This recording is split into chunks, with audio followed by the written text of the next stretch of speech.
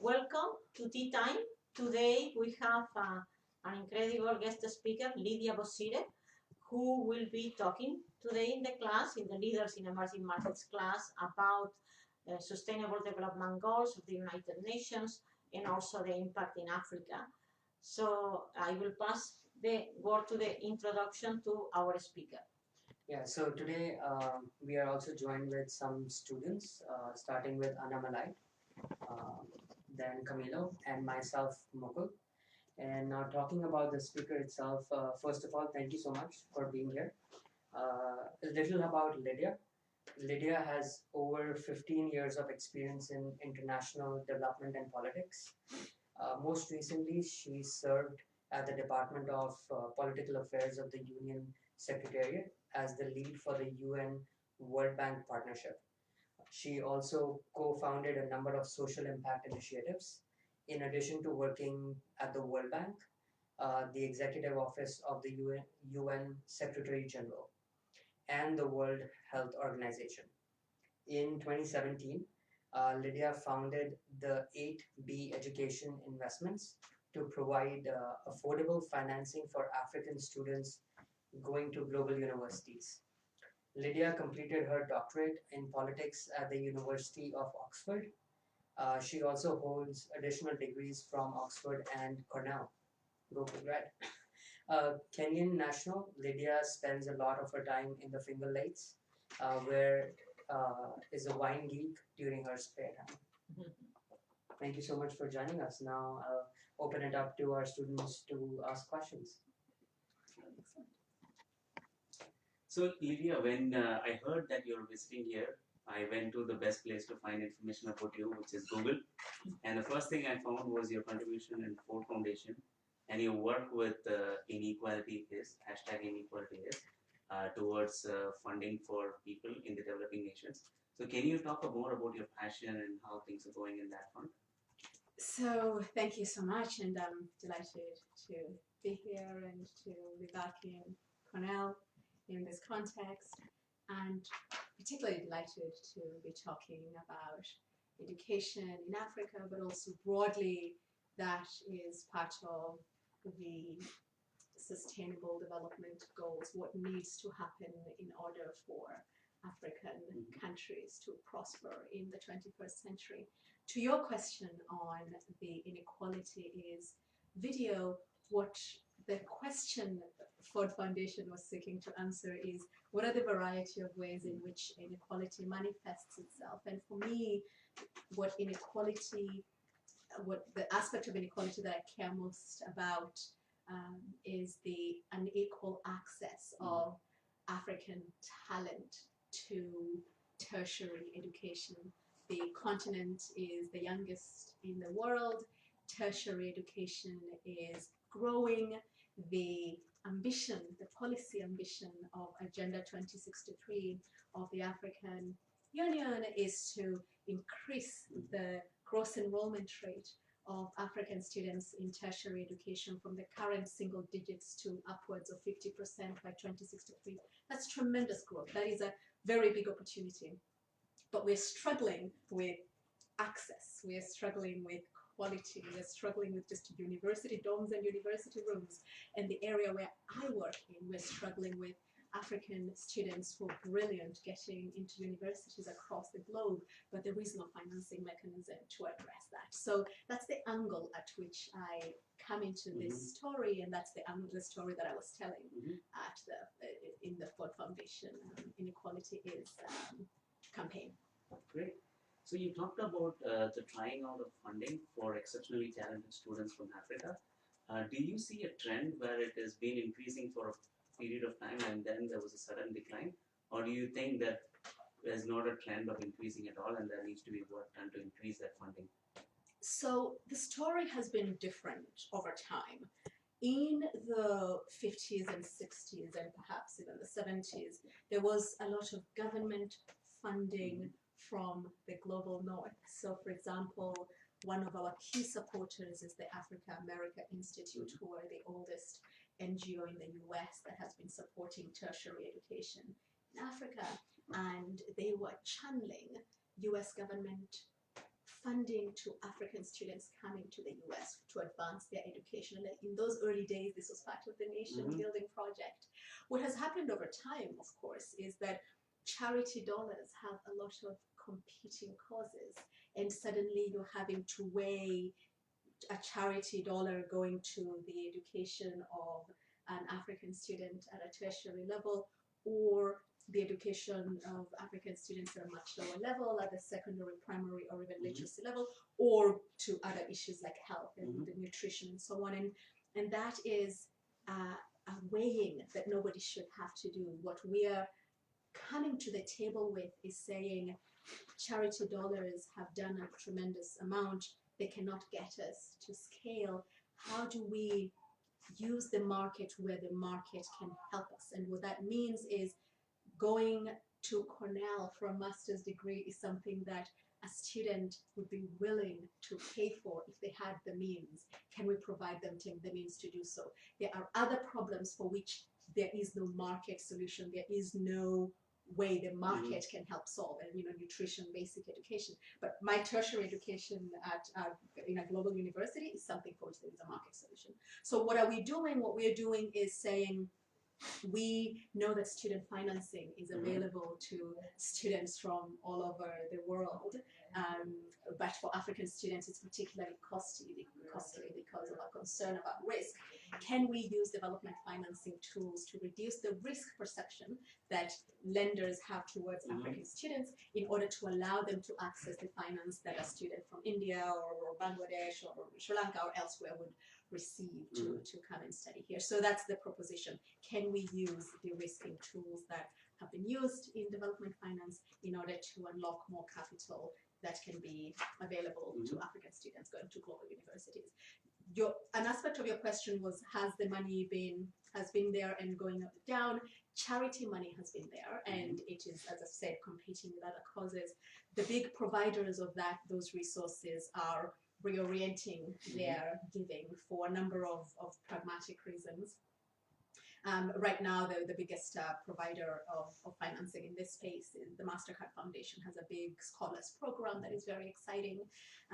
The question of scale always remains. There is tremendous amounts of talent. There is only so much money in the charity dollar. Can we meet the demand for financing that the students have? That's the space in which we're stepping. Maybe you can also. Yeah, I was interested in knowing more about what is the government doing to fund students that want to study abroad, come to the US, go to Europe. Is there programs set up by the government that work with the private sector to help fund this, or is the government pretty much not involved at all, and it is an initiative that the private sector has to address right now? So different African countries, and there's 54 of them, have different approaches to this. And there have been cases in the past where governments channeled scholarship monies that may have come mostly from donors to support particular sectors where they wanted students to have advanced education. In a country like Kenya, where I am from, we do not have a government source of funding that can allow a student to study at Cornell and go back. That's very different from if you're coming from Singapore, where the government can provide your funding to study abroad on condition that you have X number of years of working back home. Right. There are very many competing causes for government, the scarce dollars of governments. So we do not see governments as able to step into that space at scale. And even if they stepped in, it wouldn't quite be at the level that would meet the demand. At the moment, this is entirely a private undertaking. What the role that I envision governments playing in this is that they would be very happy partners if we are bringing to them the possibility that they can tap into this human capital that is world-class quality, that also happens to have the lived experience of being Kenyan or Ugandan or Tanzanian or wherever the student might come from. So we do see over time developing those partnerships, just because the governments will need to be able to draw on these students for various solving various problems. But in the financing side, we very much are looking at the private sector for that. If I may, I wanted to ask you also, because Cornell, for instance. We are used to, as you say, Indian students, Chinese students, Korean students.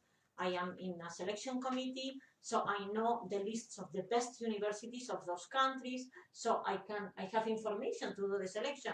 But this I have not seen for Africa. So what do we need to change to be also more proactive as an Ivy League university to accept more students to make your dream a reality? Oh, thank you for that question. I think that there are two aspects to this. The first is that recruitment to go to 54 different countries to find where the best students are is a tremendous challenge to universities. And when I speak to admissions officers across universities, they do point to the challenge of finding the students. What is really interesting is that problem to the side a little bit, there is another even bigger problem, which is universities are accepting students, but they're not giving them the money that they require in order to enroll. So you have a twofold problem. There is students not being found, or in fact students self-censoring and therefore not going through the process because they can't quite figure out how they will meet the financing gap.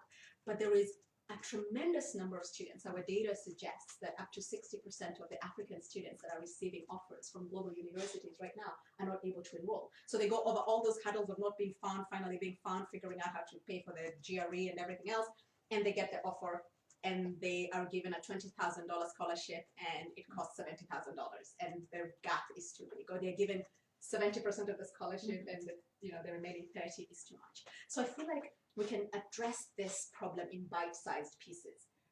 There is the problem of discovering the students, and there we have the information and the data, and we hope to bring that to the table across our university partners to make it easy for them to know where to partner and find the students. But I am interested in working with universities to solve the immediately on the table problem, which is you're having students and 2/3 of them you're not giving money to.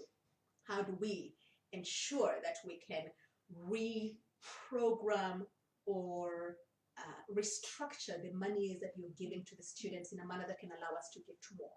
So what does that look like? I'm talking to universities about structuring their financing as income share agreements, for example. And if you are doing partial funding to students that you expect to be repaid in the future, you would be a bit more generous about how much money is in that pot because you know a good proportion of it will be coming back. It's talking to universities about using their monies as a partial guarantee for outside lenders. If an outside lender knows that Cornell is saying my education is so good, I'm sure this student is going to repay, is going to earn well and pay back. And to support that assertion, I am going to be a partial guarantor for 25% of the amount of their funding. Then suddenly an outside private lender can say, yeah, I will bet on that student, to be able to cover the gap. It's those discussions that I'm currently having with universities in order to allow the resources that we have to go further in being able to address the first order problem, the students you've already given offers to that you're not able to enroll.